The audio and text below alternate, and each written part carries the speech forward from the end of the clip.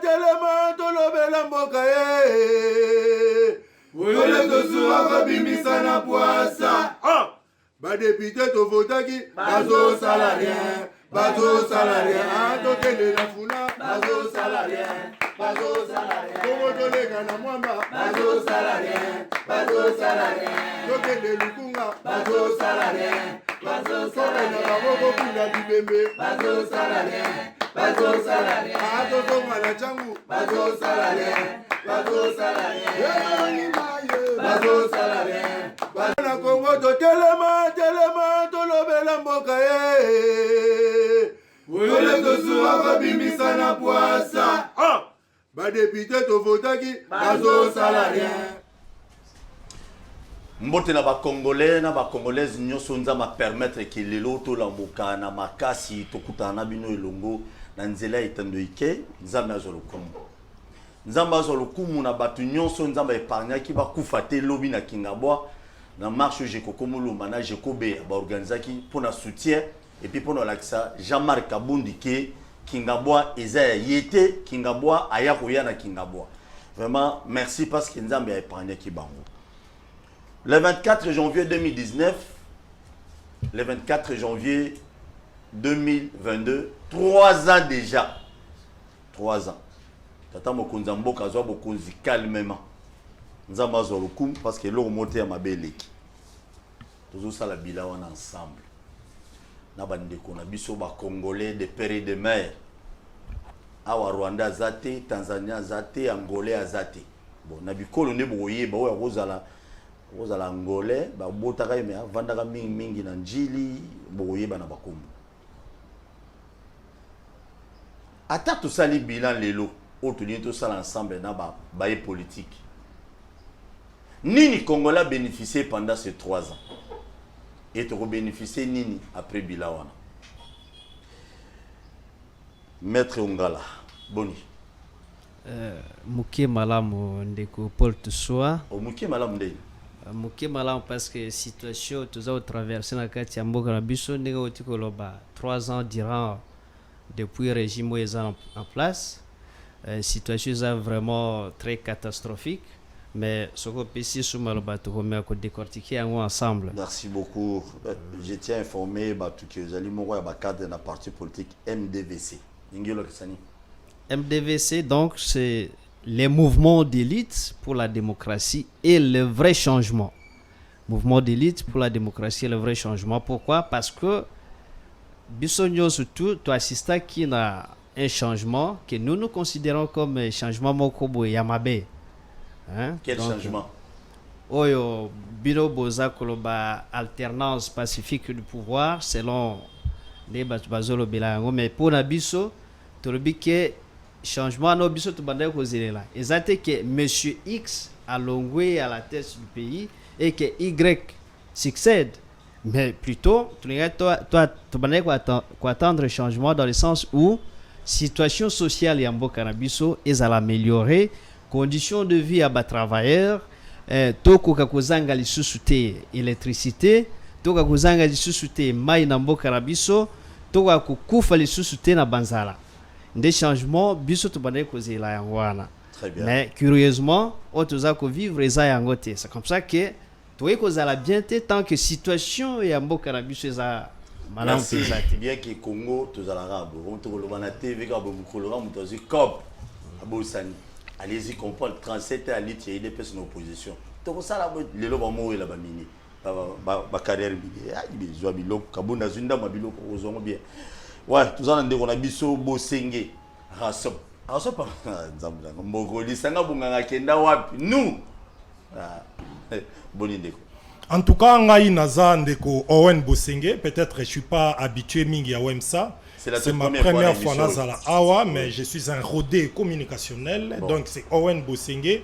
Naza moko ya Rasop, ndenge ndeko Paul Tussoa. Déjà, je vous dirais, c'est un privilège pour moi d'être reçu sur ces plateaux. Oh, Naluka Kiango il y a très longtemps. Lelo, c'est un honneur pour Nanga Kozala awa, je vous le dis. Et puis nazo ko remercier équipe technique Mbimba pour na professionnalisme et ça ko caractériser chaîne Oyo. Et puis na pesimbote na bandeko ba Hollanda biso na ndako, je pense qu'ils seront servis. Biso toza Rasop, pourquoi? Parce que ndeko Owen azali moko ya bandeko otozaki na structure na kati ya Rasop, ngai na ndeko nanga Constant Mutamba ya zalaka na Nojek bonga na zalaka na Azeko. Alors si maliwa ya kondo Etienne Tshisekedi biso to kabwana kana bandeko limité to yaki na Kasavubu na bandeko Olenga Nkoi na ba Bruno Tshibala. Voilà Kabila peshaki bino. A peshaki biso te parce que nous tozaki ba respectueux ya accord à Saint-Sylvestre au ya décembre 2016 bandeko ya limité ba senga biso to sola biso nyos ensemble idée à créer Rasop na Genève ezalaka déjà il y a Genval pardon ezalaka déjà que Rasop ezalaka na présidenté esprit à lettre à création à Rasop bachaki Rasop aza partagé na deux départements, c'est-à-dire coordination des actions na conseil des sages. Donc bachaki côté moko koza na présidence à conseil des sages ou ko bandoza la rotatif na côté mususu bache coordination des actions. Mais si maliwa kondo Etienne Tshisekedi Félix alingi ami komi sa président à rassemblement biso to baki ko za la bongo te posa mona papa na bino yo faut comme président à rassemblement de toboyaka yango et puis bazwaki mutu lokola papa na biso Pierre Lumbi paix à son âme a comme président à conseil des sages a remplacé Etienne Tshisekedi biso to bibongo te Etienne Tshisekedi auti ko kufa ba opposant traditionnel ba olenga bazali ba tout konso botie na biso Pierre Lumbi auti ko za la conseiller à Kabila nano alobi na biso mamba force commune na Malukute o ba kuta plus de 400 bibembe bakunda mamo botie ya remplacer kondo Etienne Tshisekedi nde biso ba etozalaki ba moko ya UDPS et puis biso on aimait le caractère scientifique à Bruno Tshibala, on était avec lui dans les Rasop, c'est à l'époque on ne nous a pas péché. Et puis et ça là que président Joseph Kabila à l'époque, on baki opposition, rassemblement bo sangala pour accord et le baki primature il fait qu'il y a opposition. Et puis gestion en scène ça qu'il y a opposition, président conseil des sages. Il y a Rasop, Ndakozala, président Sensa. Alors, et c'est un peu sur l'entre, Bissou Mkoloba, Benga Bissou n'a parlé du peuple, Bandekobasa et politique à chaise vide. Pour président Félix, pour ça, Naïza et Kaka comme premier ministre. Momoni le lobby so Tokenda, bien que Tokenda qui en 2018, tout le monde qui Birino Tshibala pa Bunga Nzela, on l'a excommunié du Rasop pour Abunga qui idéologie et Etienne Tshisekedi. C'est très important. Il a gagné pour les Gabiso financièrement, mais sur le plan de crédibilité. Au monde qui battu sur la politique, il est loco. Bah comment on va bagner comme ça pour faire la mais si vous bimine la population mais moi je ne suis pas de l'Engankoi même hier bon Olengankoi le citer nommément comme ça sur le plan expérience communicationnelle ce ne serait pas une adresse importante pour Nanga et pour valoriser mais qu'est-ce que c'est qu'avec Ndeko Olengankoi peut au monaki lui en tant que président conseil des sages à rassemblement après avoir excommunié Tshibala en 2018 tout le monde qui Olengape azolande la membre rassemblement comme il se doit on peut s'amener la partie na Fonus alors même yepé to meta qui est à côté biso sikoyo Rasop to continue en gros pourquoi parce que c'est l'héritage politique au Etienne Tshisekedi Atika qui a combat pour les changements Atika il y a force politique et sociale qui le changement comme tozu lelo alternance mais bah à qui alternance jusqu'à présent jusqu'à présent bah arrestation arbitraire ezali jusqu'à présent tricherie oh bazo préparer une élection au ekoya pour ba nommer batuna bango eza makambo Etienne Tshisekedi jusqu'à présent social la population parti socialiste et bazana pouvoir mais peuple azo kemba c'est pourquoi nous poursuivons les combats pour les changements. Merci beaucoup. Mais entre temps je vous informe tout ça qui est structure politique moro pour sauver la patrie PSP ba Jonathan Ngwelepe bazana kati ba ko expliquer bino de quoi nous sommes en train de nous. Très bien, merci beaucoup. Vous sentez déjà au bateau pena il lobilo vitesse au loba papa de ce qui dit père ton âme les bateaux batika na 10 mairie belé ba ko loba sous vérité parce que bazo gérer pena bien invité na biso otozane mususu ndeko na biso choma ndeko mais meilleur de quoi en 2022 c'est la toute première fois na yamba je crois. En tout cas, merci pareillement Ndeko Potosua, merveille à tous les Congolais qui nous suivent en ce moment. Ils allaient pour la toute première fois et donc ils allaient rentrer médiatique de l'eau, on a sali de manière officielle à travers participation et émission nayo. En tout cas d'abord je tiens à vous remercier sincèrement pour l'invitation. En tout cas 2022 yango eye makamwe belé ezali et donc ba Congolais bozala vraiment toujours vigilant comme je vous dis. Bozala vigilant, bo se préparer en conséquence par rapport à ba événement 2023 pour que to bengana ba oyo baza ko mamboka na minute ya lelo oyo bozo ko ba spectacle ndenge zo continuer alors bozala toujours préparer pour na mais nazali secrétaire provincial en charge de la communication province politique à Lukunga na kozwa notification suni na kozwa et le nyoso ya la ngonga nango ba camarade nanga ba collègue nanga Jimmy Kitenga était maintenant aujourd'hui le secrétaire national il était avec moi à Lukunga il était provincial Tiamati Aujourd'hui, il a été nommé comme secrétaire national. Il sera accompagné par Serge Tchibenin et puis Aristote Ngarime. Il va accompagner partie dans le cadre de la communication. Et Bisognos, vous avez acteurs qui contribuer parce que je suis secrétaire provincial. Il y a le Kunga. Cette commune, ça facilite la question. Mais au moins, on sent vous qui n'ont pas perdu l'élo. On a besoin de classe politique à Batata, Mikolonion Sona et face à PPD est un modèle. PPD est toujours modèle. Nous sommes dans la phase de renouvellement de classe politique. Nous allons rajeunir parti Nabiso. Oui, il faut une énergie nouvelle pour et la force nouvelle, mentalité nouvelle pour changer ma camo. Parce que vous savez que Kilo et Congo ils allaient faciliter.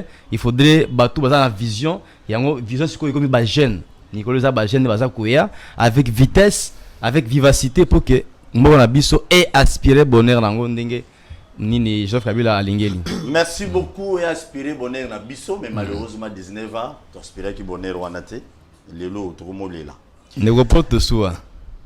Voilà, na ko permettre ngo elekate 18 ans ezali na ba épreuve na ba lembo. Boyebi qu'est-ce qui a été avant 18 ans avant arriver social à PP Kabila.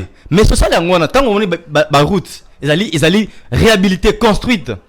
Déjà Moutaru ma awa ti Congo central qui faisait à l'époque 2 mois 3 mois dans quelques heures. Il peut un villageois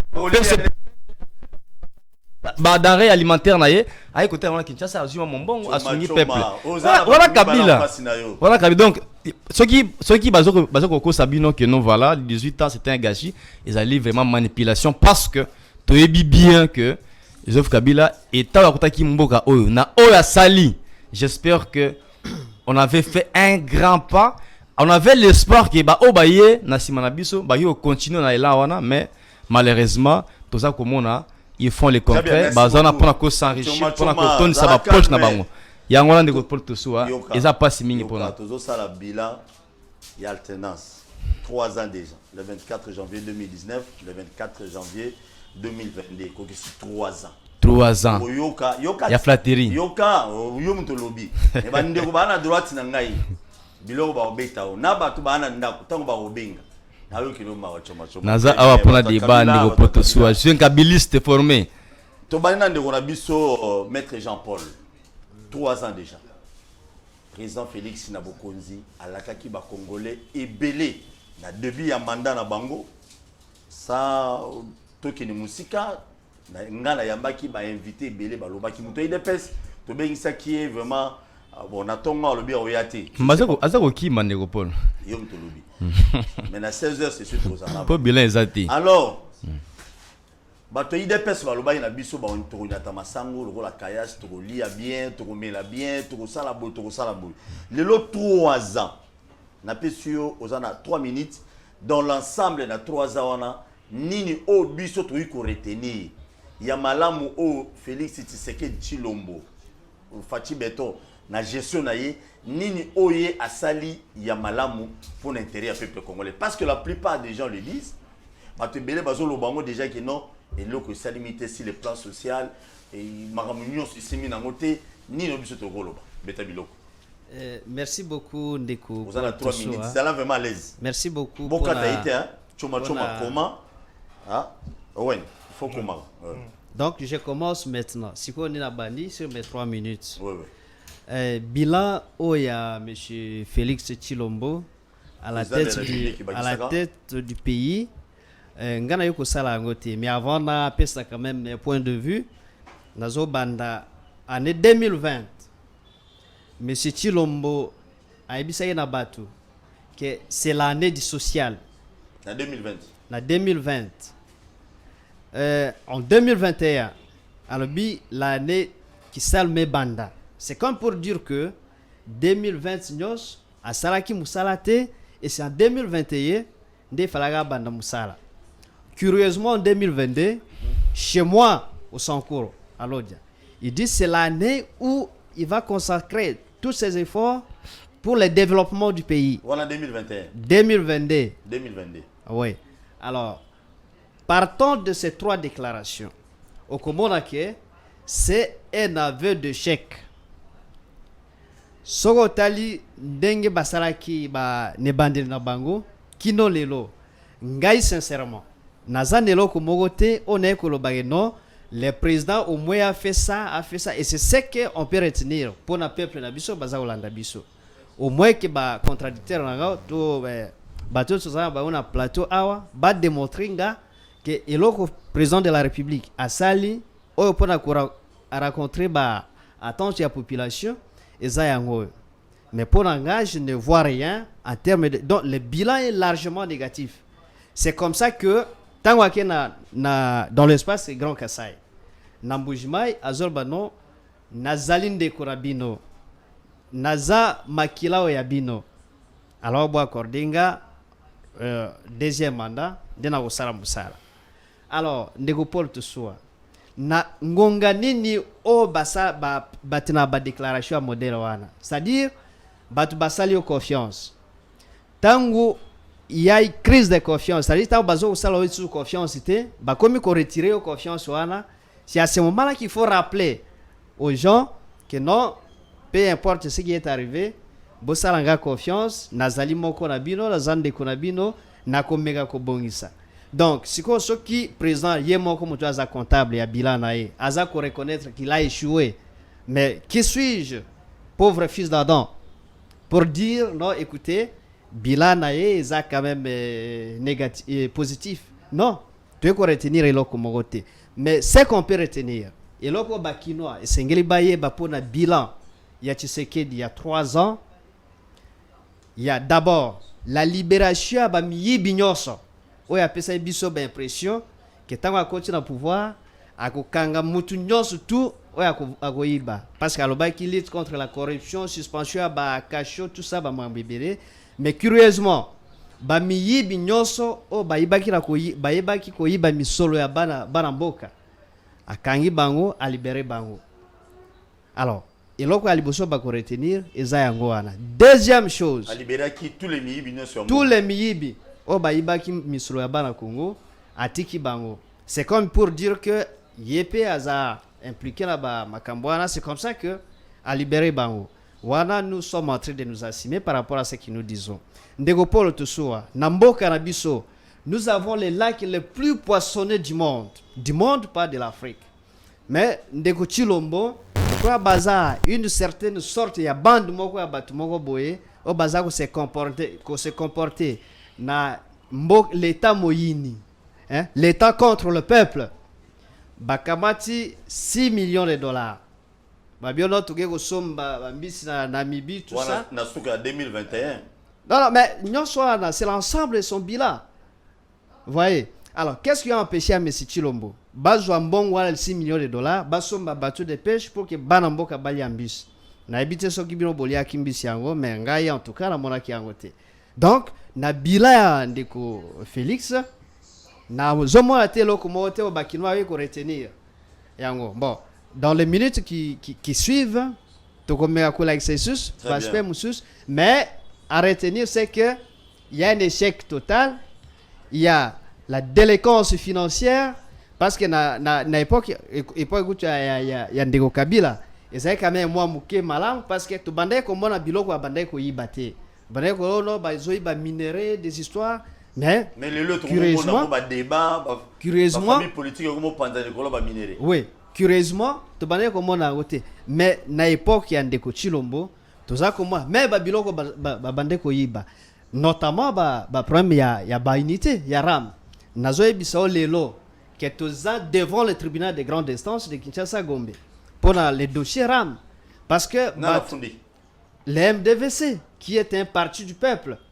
Le MDVC parce que Batunion surtout c'est croisé, c'est comme ça que Bakonzia MDVC appartient à nga, balobino, ceux qui biso peut garder silence et lingi collègue ça et toza complice par silence nabiso. C'est comme ça que tu saisis ça qui est justice et puis on avait plaidé sur des mesures conservatoires, l'affaire a été prise en délibéré et dans 30 jours, tribunal de grande instance a rendre jugement parce que Senga qui va suspendre d'abord qui moyi biaram va restituer ba misoloane ko dans le trésor public. Merci. Et voilà un peu très bien.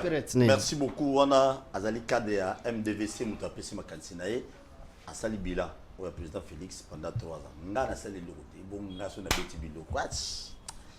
Ah choma 3 ans. Merci beaucoup. Félix. Merci beaucoup.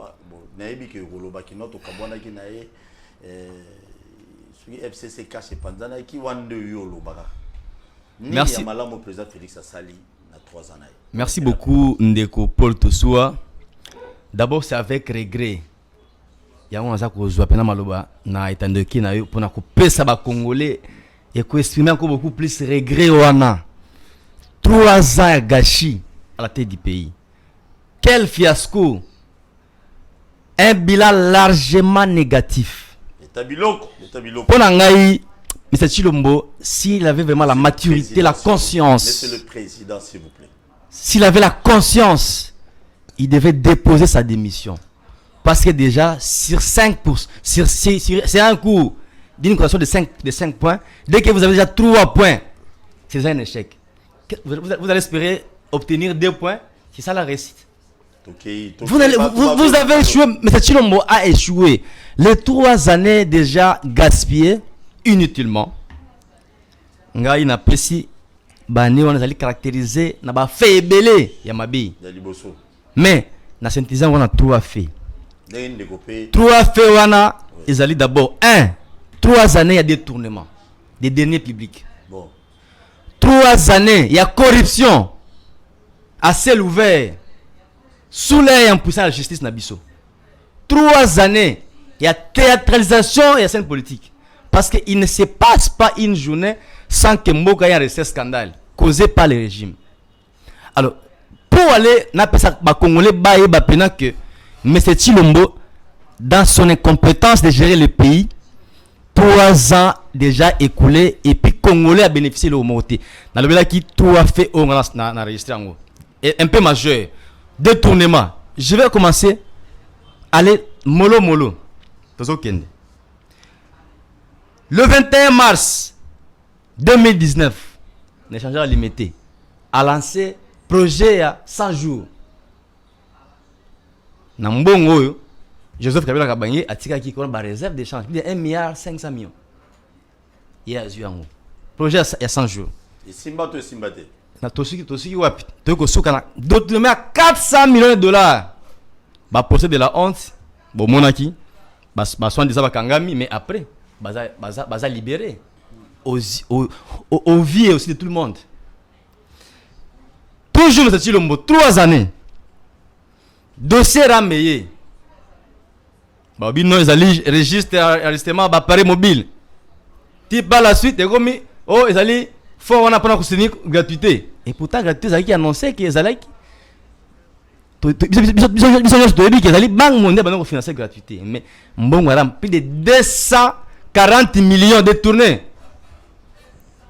ba continuer congolais dans 3 années M. Chilombo les conseillers boy qui ba conseiller aussi ba on a diaspora ba en Congo au moins ils se sont partagés boyebi makamba 20 millions se sont partagés aux ligne de crédit na ligne Freeland 20 millions de dollars 3 années mais c'est Chilombo 3 années mais c'est pas le soua aussi koyoka ni scénario entre l'homme de 50 notes techniques monsieur Marcelin Chilomba le conseiller spécial hein? Un homme libre. Au scénario, on a dénonciation combien? 14 millions de dollars. Mais c'est Chilombo. Félix Chilombo. 3 années. 3 années de tournement sous. Projet Chile Djelou. Il m'a à Kassai. Qui a un discours à regretter. Et il a promis des sanctions. Si il y a des sanctions pour mettre pour un détournement, combien? Projet Chile Djelou. 7 millions de dollars détournés. 3 ans. Toujours à voler à détournement des deniers publics. Mais c'est Chilombo qui c'est Antoine, président de la République. Opposant d'hier. Merci. Na pesi, na assisté. Na minute tangai, mais c'est pas tout soir. Na zokende. Alobi a pesi promesse. Na fin de l'année awa. Pas ba chencha. Ba Thomson béton, ba poulet béton, est-ce au monango? Combien de millions de dollars de gaspillés? 6 millions de dollars. Toujours on a 3 ans. Un enregistrement précipité. Vouloir se comparer avec les gens qui ont fait 18 ans, qui ont travaillé de manière calme, de manière digne. Bazuma mon bon bango, mais bolingi dans 3 ans, boya, beaucoup va millionnaire en 3 ans. Nazo cité. Dernier public détourné sous régime Tshisekedi dans 3 ans. Bomoni ni tourné dans les récentes ni ya tourné dans les récentes. Non c'était tourné dans les récentes na Kasai. Bobi combien de millions ont été dilapidés? 6 millions de dollars dilapidés pour l'année.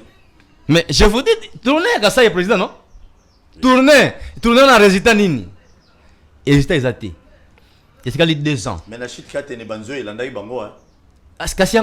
Même les esprits, déjà mort même les esprits, même la nature est contre le régime Chilombo. Rien de nouveau, donc on ne peut rien espérer de ce régime. Le régime de Chilombo a complètement échoué sur toutes les lignes. 3 ans, non, 6 minutes, je m'excuse, Nazo chité. 3 ans, oui, conférence des gouverneurs, 8e conférence des gouverneurs. On a dilapidé 1 500 000 dollars. On a un chiffre. Dilapidé pour une conférence de gouverneurs, 8e conférence. On a déjà détournement, il y a 15 millions dilapidés. Affrètement d'avion, différents voyages qui sont à l'intérieur ou à l'extérieur du pays. 15 millions. On a déjà une source de révélation, il y a déjà 11,6 millions de dollars. Et donc couvrir ces jours à président dans couple présidentiel. Dans ma poto, Belgique, Italie, Allemagne, 11,6 millions de dollars. Bon, ndeko porte soua, yebisanga siko. On a un chiffre, il y a 3 ans. 3 ans, il y a M. Chilombo. On a vu voler détournement des données publiques. Il faut presque qu'on a escroquerie. Au sommet de l'État, la corruption. Oui, Salami. Mais les mains Zali. Nazozongela, va continuer le bilan à chef de l'État pendant 3 ans. Je tiens à rappeler qu'il y a un riflard, le général Sivano Kasongo Beta Turkuna, un policier, Sikoyo. Si vous continuez à faire pour ma tête, il y a un riflard et Kota Boy. Nous sommes qui Bimakuna à la station et Boulevard Lumumba. Zelawana, un policier, un barrière. Un Congolais 2000 francs par moto par jour. Si vous pouvez citer, un moto, un kenayo. Tant on a dénoncé le sentiment, service pour enlever les journalistes na sayo. Au moins les journalistes na sayo, on a s'appelé enlever au que boyer na kimanse ne bo enlever qui gote sei. Policier na kati ya ketch, soki banani, télémisé liboso soki ya unité moi à la police César on a 24, télémisé ti ke bois ki kuna. Tala bilo il faut bolandela. Général Sylvano Kasongo. Nzela riflar waneza musikati, unité moi à la police César on a ils ont comme la 2 francs par moto chaque jour. Ce que les acteurs, magistrats et auditorat militaire, ce sont des Congolais qui souffrent. Attends, Konzali Kolo va occuper du sauté, mais Bisson a besoin petit peuple, tous ceux qui parlent d'Ego. Ouais, ok, bilan 3 ans. Quand la montre, il y a un Jérémy. 3 ans, le président Félix Mouto Bozale qui n'est qu'à la deuxième riz, Boyebo Kabwani. 3 ans déjà, en tout cas, merci beaucoup pour la parole. Donc, Nazana regret.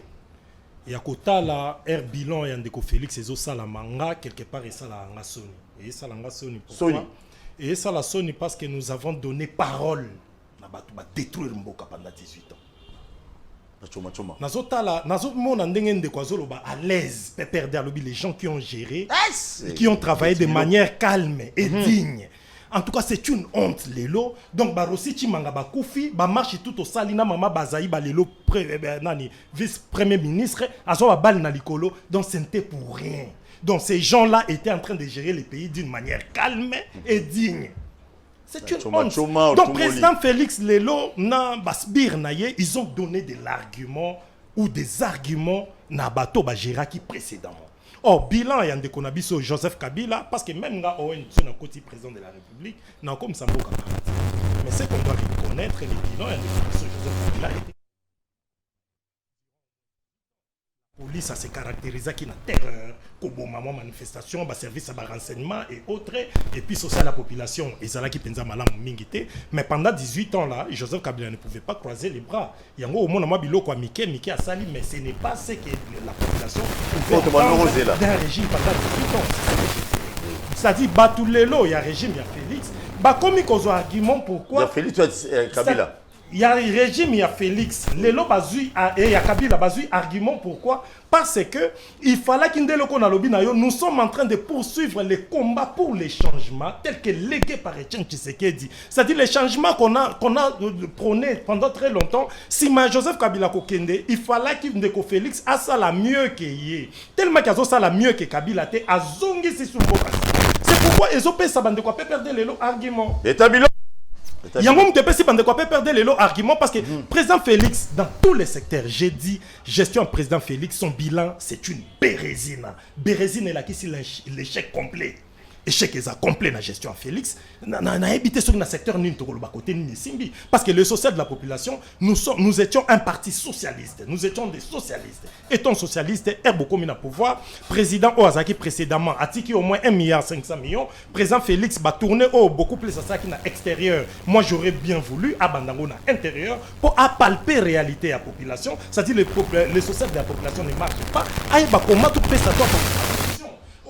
Awa okenda kotala bandeko na biso kuna côté soki bi ya kinga boso ya maluku ote na moni na zukle oyo kosi sanzala la population congolaise tika ndeko nanga awa lo balé confrère que non question zali que au solo lina batu on lia kokende ko sala commande ya bambisi moko boina Namibie en plus ezo senga biso moko neto ke to lo bango babengi pe bato IDPS ba ke péché baboyi ko ke péché po umela ki penda bazeli batu ba ko péché babengi balobi batu ba ke ko péché bo pesa imbongo ba ko péché kabu ya boyi bango nyoso baboyi si on ça que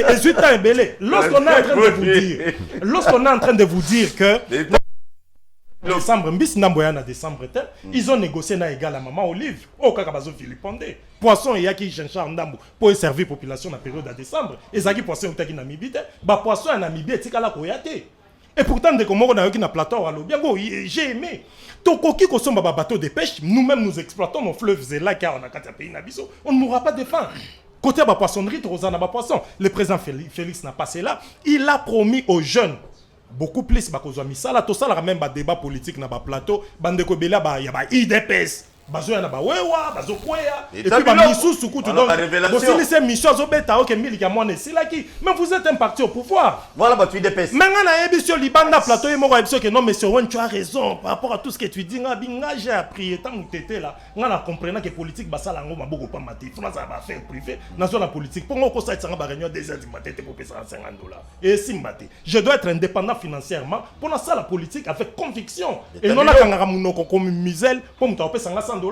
Alors, les amis de l'UDPS, jusqu'à présent, ils sont en train de traîner dans le chômage, sous les bois. Misalati, le monalité, il y a un mécontentement total. C'est pourquoi Jean-Marc Kaboun, quelque part, bien que tous condamnés dans Mamoussou, à l'Oba Angolais, pour servir, combattants qui sur terrain, ils ne sont pas servis jusqu'à présent. Basoka Mabato, Babunda qui n'a pas Libanda. Libanda, yo, pesa coaching, mais Moutana, terrain d'Aozo Makofi. Alors, bateau qui m'a confié sur terrain. Au bateau, qu'ils avaient d'autres pièces de réchange contre le régime qui en place. Attaque au binope, c'est comme ça qu'il y aura avancement dans le pays avancé. Il n'y a pas ça. Et puis, regret, M. Yamakas Nabila, un président Félix Tshisekedi, étant moi, il y a leader Nabiso. Sphinx Tshisekedi, nous aurions bien voulu que Félix a organisé l'élection et qu'on a la crédible. L'élection est crédible et inspirer confiance dans la population, c'est-à-dire souhait la population a exprimé que la urne et à la prononcer, mais les lois tu vois des nominations qu'il est en train de faire, il envoie ses gens, ses émissaires, bas à la partout dans CENI pour préparer l'élection et à la chaotique. Toroyal sous président Félix sur le plan il y a réserve d'échange dans Bissou. Toroka qui va commisser réserve d'échange mbongo moko boy koti a webele et ça na katamboka, mais jusqu'à présent tu dis ba structure rebelle qui est na chômage. Chômage, c'est le résultat, chômage, et il y a chômage, na grève. Grève jusqu'à l'élo. Il y a infirmier, la grève, l'État n'a bino, c'est-à-dire arrêt. Donc il s'est montré indifférent. Na plein de stocks il y a un infirmier. C'est-à-dire, en gros, je dirais que l'élo, c'est que les gens avaient souhaité, c'est qui fut rêvé par la population. C'est-à-dire, les lots, population, à Koutani Nangote au rendez-vous. À ça, vraiment, la déception grave. Il y a un moment où si les lots, bande de quoi perdre, basu argument. Bango, ils ont raison d'avoir de l'argument parce qu'avant, il n'y avait pas d'éléments de comparaison. Basu, éléments comparatifs. Vous nous avez critiqué, mais qu'avez-vous fait après nous? Après, Bango, c'est pourquoi bande de quoi perdre les lots, il y a un place et Sarabiso Soni. Tozo, mais quoi, Bisonio, Sotoyara, ou Fioto, la Mingi, Awa, mais R, comme on a pouvoir, tu ne feras rien. Et pourtant, les lots, j'ai dit à la population congolaise, il y a quand même des Congolais sur qui ils peuvent porter leur confiance. Avant la fongo la téléphone, est-ce que sur le plan il y a minéré, balobi IDPS, famille biologique, famille politique, il y a au bana pouvoir les lots, privatiser ce qu'on au provincial là-bas. Je peux aller d'ailleurs plus loin pour ça qu'il y a sur le bilan de comment IDPS awa où a dénoncé qu'il semblerait moi n'afficher Masuka aboma qui combattant moi IDPS kuna pour na banini ba pesa injonction na téléphone ti batiki si le plan ba minéré nous ont créé ce que maman na boulu et na IDPS pour être no ba kabwana bien à président Félix Jean-Marc Kabwana Betabilo.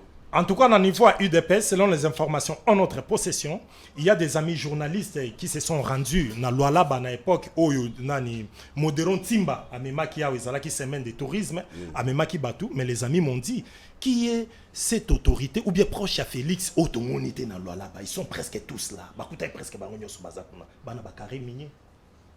C'est pas ce qui fut rêvé par la population et qu'on a bonté. Secteur maintenant yebisi ok bandeko lelo ba koti c'est-à-dire na 3 ans na posa ayiba makasi akokana na batu barenya qui pendant 18 ans. Siko au mona ke moyibi ozoyiba na 3 ans. Anya kokana mutu à 18 ans ayiba ki 18 ans akoyiba makasi po yeso botike les sous 18 ans.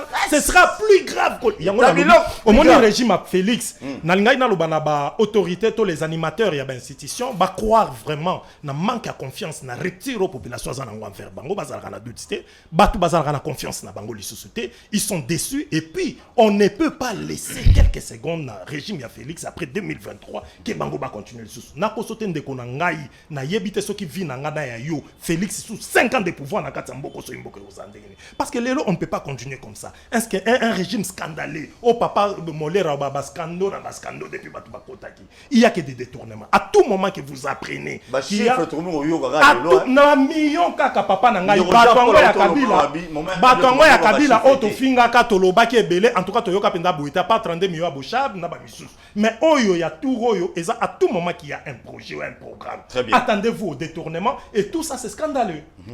Téléphone efungwami obengi opesi likanisi na yo sans kofinga mais il y a une seule condition qui saka volume à télévision parce que kitisité ezoli abiso ba minute yozo loba tozo kanate kitsa volume à télévision ndeko sola ba minéraux bana kendikuna parce que bango pe bino pe na yoki li solo ke bino be vena o mingi ya pe perdre ya Kabila wana bana ba carrière bele kuna des zones me koleka bato lelote li sola carrière minier elo ni yokoloba donc comment ça na sonia.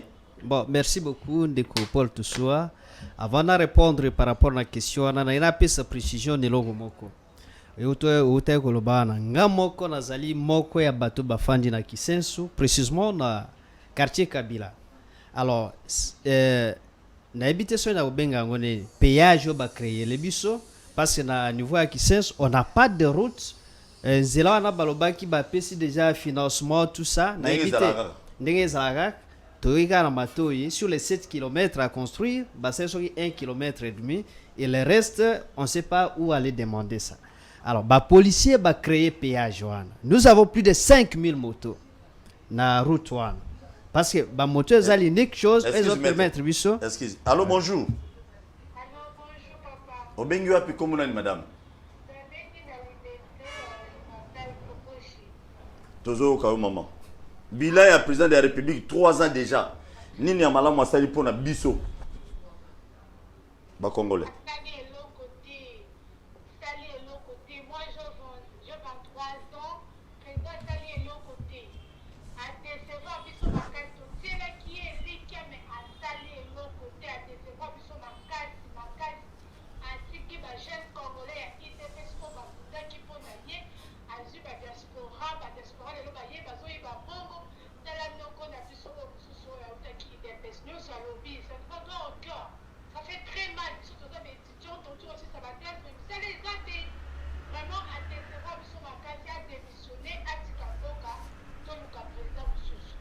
Merci beaucoup.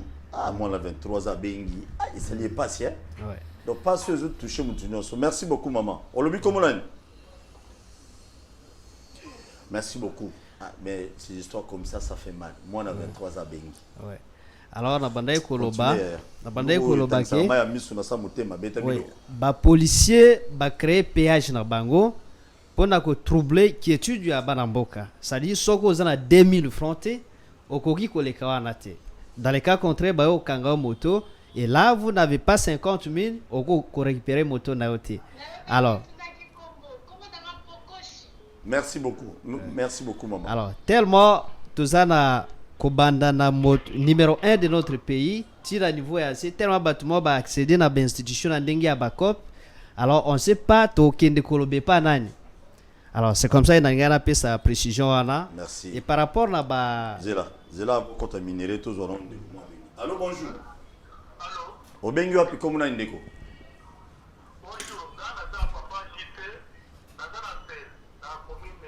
Beta biloko papa JC, beta biloko. 3 ans chef de l'état, bilan positif ou négatif?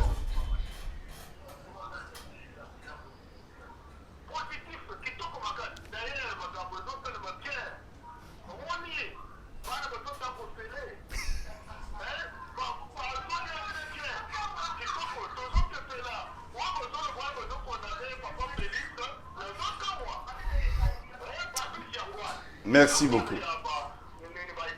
Fatibé.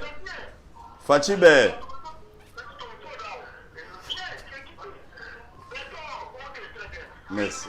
Fatibé. Je vous salue. Continuez à me nominer. Alors, par rapport à vous allez déranger ou carrément on laisse d'abord le temps. N'est-ce pas? Non. Oui. Allô, bonjour. Obengi biso wapi komuna ni papa? Papa Raphaël, beta biloko 3 ans chef de l'état, bilan ezali positif ou négatif?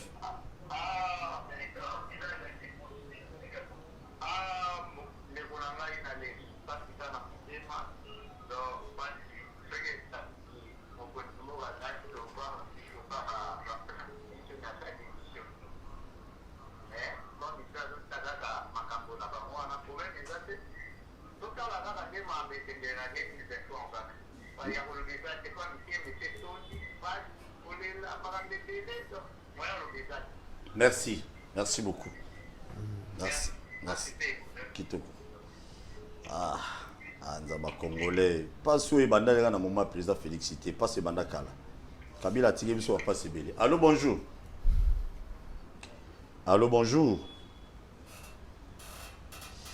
Il est parti mais pas sur tozolo ba yopé nanda. Constant monga na sala so ki na Kimbanseki route ya Kimbanseki ki ni cimetière Kimbanseki. Et retour ça l'émission où on a bar ba met ça plein mais comment policier a la binoma il y a binoma attends surtout qu'il y a bouton ba Willery ba bar plein bolobi pas ses alliés mais comment bozo ambongo na allô bonjour oui obengi wapi comme on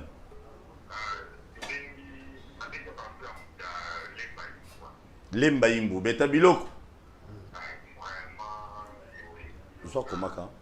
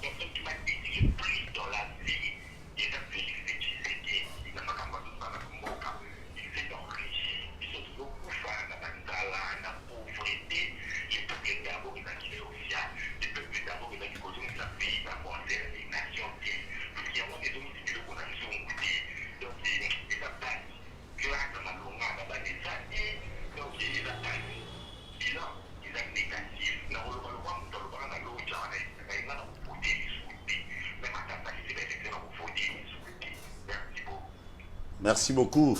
Merci. Toi aussi, Nababi va passer sur micro sans fil. C'est mieux. Mais dans la passer sur micro sans fil pour te continuer à m'appeler. Continuez dans nous. Bah il a sur micro sans fil. Bon, on te continue à m'appeler. Alors, pour na likambo etali ba minéré. Ba minéré. Pèse les lots yo. Etali ba minéré. So na lobby. Ba journaliste moi ba ibisa qui kuna presque famille politique to biologique ya les lots. Ba ngono so bazana ba carrière minière kuna lola. C'est-à-dire que pour la question ana na koloba vraiment mingité. Parce que ce que nous constatons, c'est quoi? Kimoyibi, oyo na régime passé, c'est-à-dire régime ya Ndeko Kabila, na batunaye, babanda ko yiba na ndenge ya kobatama. Félix aye ko officialiser yango. C'est-à-dire désormais tout le monde peut voler publiquement sans inquiétude. C'est comme ça que pour soutenir d'ailleurs l'information qui vient d'être tout à l'heure donnée par mon confrère que bakare minyo na lwalaba so ke kuna okuta famille ya Félix, famille na politique, famille biologique, c'est l'ensemble de ces deux aspects. Donc bangonde ba officialiser siko ki moyibi na bakare minye, c'est tout ça le problème. Alors ils sont en train de confondre la gestion de la chose publique et la gestion de la chose privée qui vous appartient. Donc c'est carré minier, c'est pas pour l'individu Félix ou pour sa famille. Alors, ils sont en train de confondre cela. C'est comme ça qu'ils sont en train de s'approprier de ces carrés miniers. Mais nous, MDVC, nous croyons que d'ici 2023, même si on prenait Maman Marthe, présidente Yassini, Félix a battu, n'est-ce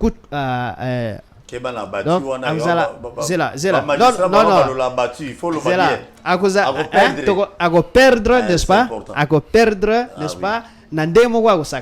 Et puis bazo ça l'erreur bazo non même tant bazo soit cour constitutionnel atie bato obédience nae a juste seni atie bato yaye biso ezoko biso le mogote parce que tous assure que au regard ya échec o yaye même un petit enfant aiko ça la sous confiance. C'est comme ça que monsieur Félix pour la MDVC il n'aura même pas une minute il y a glissement pour la 2023 et nous allons gagner les élections. Choma ma carrière minier, les lots oyo, toujours le bon nous se dit que le bas métobo ça n'a été bien peu dans moment na bino, mais on a bateau seni neto yokaki, basé peu dans ma carrière minier donc bateau bailler les lots, bailler rolandera le même local. Ata bo lobby bilan négatif. Rapidement pour tous on m'appelle. Merci beaucoup Négopol Tosua. Kabila Atali nani a pesa et pouvoir avec pesa Neko Félix Tshilombo. C'est qui dit. Opposant. Yangonde nana kina boloko pam ari magie. Opposant hier Atali wana kabuye okaki était secrétaire général ya nini ya IDPS. Oza vidéo nate Kabila Atali sa nini ayiko pesa IDPS Neko Tshilombo qui c'est qui le pouvoir. Opposant d'hier opposant lobby bino ba policier tozo bondela bino so ngana komi président de la République policier so za na mutu kana ndako na yo est-ce que ndako ezali aussi on dit policier na ndako pena tongi pena ndako boy na mutu kana yo tambola papa c'est révélé noir sur blanc Kindeko Tshisekedi Tshilombo azali vraiment incompétent ya ko gérer mboka oyo c'est clair lelo bandeko Tshilombo bayi na pouvoir mes co-débatteurs ont déjà parlé sur la question baye pour na ko la mboka te IDPS au pouvoir azoko ça le contraire yeba oyo abandako ça comme promesse quand j'étais hier à l'opposition mais aujourd'hui bazana pouvoir bango nyonso bayoli na katanga famille ya Moko Tshilombo moi nini famille politique na ye bato diaspora o meli biso na nini na poto baye ils ont fait des années na poto baye awa objectif premier c'est nini monsieur Lali ezali monsieur Lali pour ça nini coton sa poche coton sa poche robana coton sa poche bango to akina lolaba lelo fifi masuka awi mota pour nous na ndako Tshisekedi famille na ye gouverneur lolaba fifi masuka tout a pondu kuna yo ndeko na ngai sikoyo bazako s'entendre na nini. Allô bonjour. Allô Paul Tissoua, bonjour mbote na yo. Beta biloko bengi biso api komonani papa. Komina Masina Paul Tissoua. Ah beta biloko komonani. Ah, bon, ce soit comme ça, il y a un baboye. Moïse Katumbi, à dans la carte de l'Union sacrée. À le but bilan à Bango, il y a dans la carte qui va échouer. Donc ça veut dire à mon Dieu, déjà bilan à Chilombo, et ça m'a fait ma conduite, ma belle, ça a racheté, mais il y a des mystères à peser qui est en à le but n'a échoué, mais ça il va échouer dans la carte. Bilan m'a fait, parce que ça m'a fait. Jamais Gabon n'y aura pas besoin d'aider les dépenses. Baraché déjà posté à vice-président. Baraché président à IDPS. Papa, Kabila Géraki, qui fait des azérés, foufou na foufou. En tout cas, deux personnes dans le la mouka, c'est pas gérer tout foufou na foufou. Tout le monde va sauter, comme ça, toujours la mine les baillés. Pour moi, ils ont dit, jamais Gabon la mouka va dire ma boue pour les aya. Merci. Merci beaucoup, merci. Très bien, très bien. Mboke Koufa pour na bateau baloba qui Koufa pour na ngato soit Paul Mboka na monsieur Koufa. Parce que Mboke Koufa ba détourner ba millions té. Mboke Koufa bato bola ba piné ya batuté. Mboke Koufa bazo rapé basa batuté ba tcha bango ba kinditi. Mboke Koufa ba conseiller bandola na mituka na poto. Awa ba komi na bandako na ma campagne. Non non. Mboko ekufati. Ce pays il y a un bon mot. Ekufa pour na bango mutu na contexte mutu comprendre mais comment ekufati. Allô bonjour. Allô bonjour. Allô bonjour. Obengi biso lo mama makasi ndeko obengi biso wapi komona. Ah. Allô. Tozo ka ndeko obengi wapi komona ni. Oui, papa, c'est pour mes amis, le barabo, beaucoup de poufaté, batunde bazo kabambo babaza babade. Mais bah il va que bah bazo kamba bazate yanzabe, beaucoup zaya bango mais bah baza na kati, azaya yanzabe na acte bazar. Merci. Très bien. Merci beaucoup. Merci. Merci.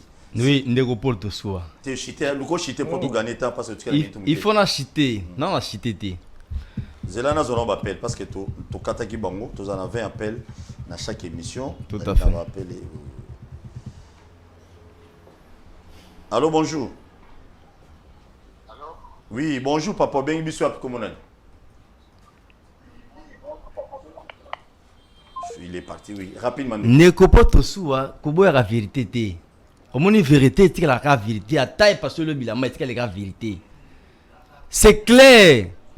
Bah distraction c'est ça maïlo na IDPS ezali ko distraire peuple ko détourner peuple ko contourner peuple contre ba pratique mabe o baza ko sala ba détournement j'ai évoqué n'est-ce pas corruption oui corruption 7 500 000 $ ezali décaissé pour la caution majorité. Merci beaucoup. Oui bien go ba minéraux na Katanga mais c'est pas tout soit tika na pesa bilo pesa na beta biloko ko pesa parole tika na beta biloko c'est Kabila pe asomba comment nango kilote il faut supporter il faut vérité ko la vérité vérité ezali que monsieur Chilombo ndenga zawana ayebi très bien que 2023 à cause se représenter. Merci. Parce que a sali déjà 3 ans. Allô, bonjour. Merci. Ok. Tozongi dans le plan de Konabiso Cohen. Dans tout ça, tout ce qu'on peut dire, nous sommes critiqués. Faut tout ça qui maté. Tout lobby que non président de la République mandat na et ATGM. C'est disent et leur monter Simbi il y a que des promesses de voyage en voyage. D'après eux, qu'est-ce qu'il peut faire dans moi tamuki au Itikali? Pour abonner ou bien pour l'intérêt des Congolais. Merci beaucoup Ndeko Paul Tosu. On a honneur au Pessinga y a repesanga parole na plateau na yo, mais prochainement j'aurais mieux souhaité répartition en parole les autres. OK. Biso nde batba na posa royo galelo. Ngana lobi boy. Omoni biso d'abord je ne peux pas laisser passer eloko moko utoloba ke basomba ka bango non. Na otako lo bango brièvement. C'était l'accord à Saint-Sylvestre nde lobaki que premier ministre akouta na rasop. Alors na bitumba politique et la compétition. Ezate que biso farato tika Félix comme premier ministre heureusement biso tozoka primature peut organiser l'élection de loi comme président. Donc muta somba ka biso teza accord et merci beaucoup. C'est d'abord ça, on n'a jamais été du FCC ni PPRD puis on somba bisoté. La preuve nous autres ba partis au côté na pouvoir maintenant OK on n'est pas des transhumants, on est respectueux na idéologie. Alors nous sommes une république. République est formée un gouvernement au pouvoir et ça makana peuple et puis à Tchelio Mindeloke au sala 3 ans 4 ans ou 5 ans. Au yabiso ya régime na biso ya RDC et zalaka 5 ans. Alors, ceux qui passé 5 ans en gestion, tolobi que bilan na ye neti ya Félix, et échec grave, et ça que la kisi boza monté mama benaïté. To otalande par rapport ya mwangonga o ba chelio, to moni par rapport à ndenge tozo que même muta ko remplacer Félix, bilan na ye kozala parfaité. Tozande na besoin tout le monde a ba petite avancée, ba avancer on a des osala pe avancement à république. Ça dit ba na biso na ba 2060, 2070 ba kuta Congo ya malamu.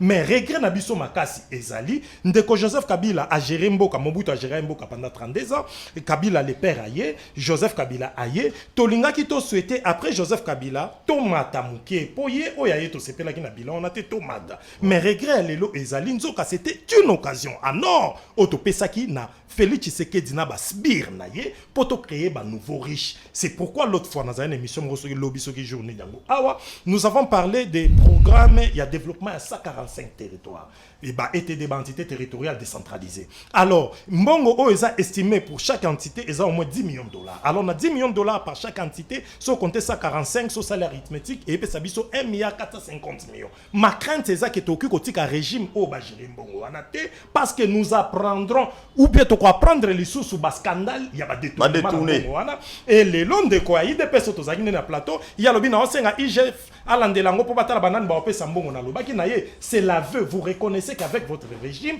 il y a rupture à confiance entre population na bino ba bi qu'à tout moment qu'on vous laisse beau gérer mbongo finance publique il y a des détournements. Alors peuple na ba dirigeant na ye ba vivaka malamu lorsqu'il y a confiance. Ce qui rupture à confiance et koti moyen peuple à soutenir ba action et ba institution exacté. Alors on ne peut pas longtemps continuer dans le régime yandenge wana ou eza déjà na rupture na population. C'est pourquoi humblement nous aurions souhaité que bandeko ya IDPS bazo à moi reconnaissance ya ko comprendre qu'ils ont échoué. Président Félix na 2023 on doit les dégager ipso facto. Président Félix na batu na baza sous na pouvoir te ba pesa biso batu misusu tozana maboko ya pembe ya propre tokota na régime population mutu apesaka population. C'est ça les principes. Merci beaucoup. Merci toi maintenant on appelle allô bonjour. Alors, bonjour. Obengi biswa pi komuna ni papa. Na bengi ni na komina Kimbantiki na quartier du Kuku Kumbo na Marseille. Toujours ka onde ko pesa makanisi nawo. Na lobby omoni papa nanda ku ce que promettre bana. Lobby na koyela bino bombo bana ba moni bombo te. Na koyela bino bombo lobby ba moni bombo te. Troisième façon de promettre bana ba komuna ozanani. Papa ko saka na yeka. C'est que la promesse ne se peut pas réaliser en route. On a 3 heures de souffrance, il y a le président qui s'est dit, et qui même 18 heures à Kabila, à Sali et l'autre côté, à souffrir, pour n'en avoir un coup, tu fais mettre à lobby, à tika pouvoir. Adam t'a ouvert dans la pouvoir, t'es bon, papa et Tchèque qui s'est dit d'avoir les peuples d'abord, pour n'aller comme les poches d'abord. C'est-à-dire, à tout à l'heure, il y a des peuples qui ont été souffrir. On a dit mon cœur au gouvernement. Merci beaucoup, Ndeko. Merci. Bana Kimbantiki mbote na bino bo voyera na cimetière Kimbantiki bazo enlever bato mingi ba boka bango kuna. Allô bonjour. Allô bonjour. Oui bonjour. Obengi biso api komuna ndeko. Na donne comme na gisenso. Comme monsieur Gomez. Oui papa tozo ka obeta biloko. Ingina compéteka pona obobenga la biso ki mokonza mboka pona ebite to obenga mokonza mboka papa parce que mokonza mboka zo raisonner que mboka c'est quoi aza mokonza mboka parce que biso ki biso to zo ki okaze to za taba autorité ba mboka mikopo to nangana ngate mutu wa Félix Tshisekedi à la cuisine comment là je ne peux pas laisser passer malheureusement je ne peux pas laisser passer ça donc attendez chef de l'État s'il vous plaît. Allô bonjour. Allô, bonjour. Allô, mbote zanga tatalandu na Kimbantiki. Ah, bana Kimbantiki. Betabiloko, tatalandu. Ah, lingi totuna est-ce que président na biso ya mboka apatite zate akoka kozongisa na yebo konti place azulaki yango batia ya tako na poste ki premier ministre po tozo koka te tolembi. Merci. Merci beaucoup. Merci. Merci beaucoup. Allô, bonjour.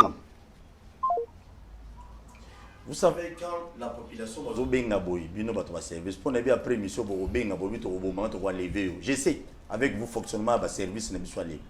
Au lieu de travailler pour un bisso, peuple mais vous travaillez à vous kangi vous botoni ba téléphone nyonso bien moi c'est Martin. Allô bonjour. Betabiloko. Allô. Papa quittez volume à la télévision s'il vous plaît. Quittez ça volume à télé, quittez ça volume à télé. Oh là là, azuka. Quittez ça dans le volume à la télévision ndeko. Beta biloko papa bengi api komonani. Na boya bien na ko chancela na biboyo mali batonsi ba na télévision wana bana bataja lelo. Omwana makambo eza lelo pena vraiment des le cadre façon le cadre télévision est mboka na pasi mais normalement batikela mutu ta tout monde ba vansa mutu wa sala. Ya te critique ça tuna bane bazawa na bakopesa ni bela weke pour critiquer boye bino ko pesa vansa mais ça critique tout monde se tane bana ça na télévision bataja bana ba ilo mokoti. Merci. Pesa au travail pesa au aussi que ça te critique za mutu na makoba. Pesa likanisi ndeko pesa likanisi na ndeko Ramakati apesi mambabi à lobby na faveur du président de la République mais ramélé. Je suis une des vérités suis au moins ne soit quand même. On dit on dit ramélé. Allô bonjour. Allô bonjour. Match je suis désolé. Match exacté donc merci beaucoup. Totikalina Derrick, combien de minutes pour nous répartir Maloba pour notre Tobani Boy? 30. Ah, merci. Oh. Ok. Dans tout ça, mais tu sais, on va appeler là-bas. Allô, bonjour. Allô, bonjour. Allô? Ok. Dans tout ça, MDVC, vous proposez quoi à président Félix? Pour 2 ans, il à Tabino Bolobi, à Salimabé, à Sali à gérer bien. Les 2 ans qui restent ici, qu'est-ce qu'il peut faire pour l'intérêt du peuple congolais? Ata Yamouki, de Tabilo. Bon, pour la biso MDVC, conseil conseil na président Félix dans l'ère actuelle, ce qui a espéré à ne fût que 5% à Bavois pour l'élection en 2023, il faut à se méfier dans le micro. Alors, parce que jusqu'à aujourd'hui, depuis qu'il a pris le pouvoir, Tilelo, il est dans les 850 promesses non réalisées. Il a plus ou moins 127 voyages. Alors, tout ça, c'est un problème. Mais nous, MDVC, tu vas encourager à continuer parce que ça nous donne, nous, l'argument pour que tu battre dans 2023. Merci. Alors, nous sommes très disponibles, très prêts. Nous attendons les élections en 2023. Donc, nous sommes sur le croisement des avenues Kanda-Kanda, Kasavubu, au premier niveau de l'immeuble MoneyGram. Siège Nabiso Zawana, pour se rassurer que tous les militants, tous les bangotés, prenez le temps, vous êtes des grands journalistes, tous les chaque samedi. Nous avons installé ce qu'on a appelé l'école de formation des cadres politico-administratifs au parti Moussoussouté. Parce qu'on ne sait pas venir au pouvoir, le Ndeko Félix, sans être formé pour la gestion. Et voilà les conséquences. Merci beaucoup. Donc, MDVC, militant, militant,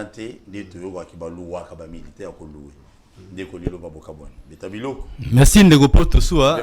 On a justement, bien sûr, on a justement na posa na essayé un peu copier ça yo conseil que ko banga até. Na ebi ki bazo ko intimider yo, ezali ba méthode ya régime. Mais ceux qui ngana yena plateau awa, tika nga pena beta ningo beta biloko na beta pena biloko. Parce que biloko za pena idana ngwe. C'est na ebi ki na ochité. Mais c'est Tshilombo Tshisekedi Antoine, il a échoué sur tout le plan. Mais est-ce qu'il y a eu 2 ans? Déjà la cotation à 5 points, déjà 3 points déjà à 0. Ça reste que 2 points. Pour gagner 2 points, on a été parce que tout le secteur a échoué. Mais ne serait-ce que qu'on remette à un niveau d'éducation, parce qu'on doit former l'élite congolaise. Pour que Mboka na biso parce que lui est venu, il a enfoncé ça. Ne serait-ce que qu'on ça niveau éducation. Quel soit au niveau primaire, secondaire, universitaire, et zone. Parce que je vous dis, mais c'est toujours si les lots, dans l'université, dans la zone, Rentrée académique, nous avons les enfants qui sont à la maison qui souffrent. Et puis, mais quand moi, Moukeko, peut moi dose à conseil, soit des awario, dans le gouvernement, parce que détournement est qui. Madame ministre sa portefeuille, Adel Kainda, déjà plainte. Madame Wana a détourné 4 mois de rétrocession. Il y a un agent et ancien cabinet. Il y a 4 mois de rétrocession. Il y a 2021, janvier, février, mars et avril 2021, cabinet sortant. Il y a M. Kwete. Déjà, saisir autant de fois. Après, aucune réponse. Comme on a IGF, IGF est commis sélective. IGF pour avoir pouvoir et raté. Quand ce qui est ancien dignitaire et régime passé, ou on a IGF merci IGF micro il y a un autre signalé je me suis cité rapidement. Mais c'est Tilo Motisekedi. Appel Oyo n'a lancé Panayo. J'espère que vous allez un homme d'État, à mon avis, ceux qui personne a échoué, il prend le courage nini pour laisser votre nom dans la mboka oyo. Yebako avouer comme Nini François Hollande l'a fait en France. Alors un mandat suffit. Mais yo attends un mandat aussi sango, mais ils ça passe pour la biso parce que c'est nous qui souffrons. Sois courage déposer des missions na yo et puis c'est que la mboka to gérer transition. Merci beaucoup. Merci. Kabila a géré transition jamais. Mais Kabila c'est un modèle. Mais c'est un modèle. Toi transition. OK. Ndegopol Tosso. Moni occasion beaucoup mon pesa va taper perdre maloba. Des leçons qu'il est en train de demander à Félix, que notre monnaie s'invite à la rabouille, c'est que Joseph Kabila n'a pas fait. D'abord, bilan, Tozolo, Bérésina, Oyo, et ça, bilan partagé, pépère de naïd de pèse. C'est un bilan. Parce que FCC cache, continue à pouvoir. Awa, bilan, na bango, ça m'a bé. Lambert Mende, na bango, nyonso, ba okoto, soit-disant, ba yena forme, moussou, qui deuxième grossesse. Soit-disant, union sacrée. Pépère de Kabila. Tu vas gérer beaucoup na Félix, tout ce que Félix fait, bah kuta na Kabila et puis bah solaka, bah anniversaire bah ok dans na banda. Et ça gestion na bango bah ko ça peut pléter. Et chaque ondenge tozo kende za partagé pépère de na Joseph Kabila. D'où na 2023 être au singa rupture population ça ça na bango. Bon mais kalisus ko ça la confiance na baye to sito rodaki na mboka ba échoué. C'est une république et loko to uta ekoloba. Biso to za ba na mboka. Ce to meka ki le long de Cointel les simbité, to mekin de Cointel les simbité to pesa pe na batu mususu équipe ya biso o to za longo nandeko Martin Fayulu na 2023. Faites-nous confiance, je pense que vous verrez vraiment ma pièce de rechange. Oui, cause la crédible. C'est un peu ça. Dans mon net sur BBC, Martin Fayulu a découragé. My God. Négopo Tosso. La prison la c'est important. C'est très important. Président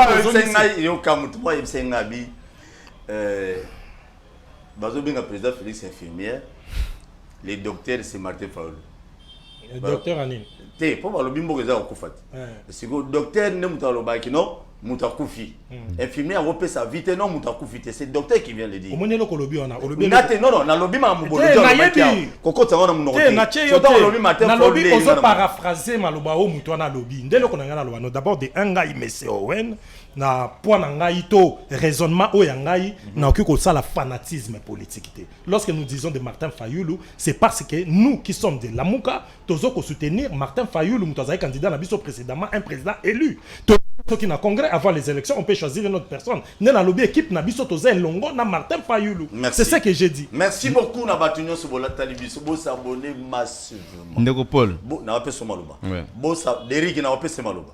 Bo s'abonner massivement na chaîne sur YouTube Akima Balobi TV. Nzamba sala na Congo. Ba discours ya ba politiciens nyonso dans l'ensemble. Ata papa Tshisekedi sera la muki lelo. Sera sali discours. Bota la discours wana. Banani ba bénéficier na bokonzi ya papa Tshisekedi. Aujourd'hui, il y a d'autres personnes qui appellent ici pour voir le Kabila Azonga. Ceux qui Kabila Zongi n'a pas bénéficié du bosso. Le peuple, sa famille biologique, bien sa famille politique. Merci. Tout à l'heure à 16h. N'a pas invité monsieur.